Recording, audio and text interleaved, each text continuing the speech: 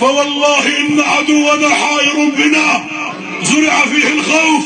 ما إن جئنا لنصلي فإن منعنا الذهاب إلى بغداد فصبرا يا بغداد، سوف نأتيك برجال لا يهابون الموت ولا يعرفون الهوان، وعزا لله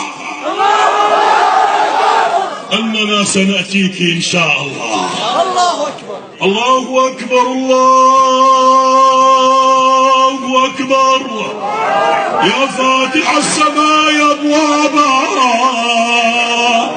ويا رافع السماء بغير عمد أحقابا، ويا من جعل الأرض للمسلمين بساطا، ويا من أنزل السماء بماء منهمر، ويا من فجر الأرض عيونا ماء، نسألك اللهم النصر والثبات على الأعداء.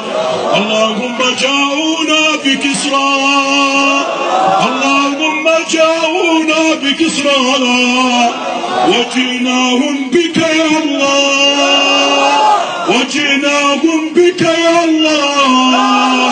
فإن كان منا العجوز والمرأة الشيبة الهود بك اللهم توجهنا إليك بهم يا الله.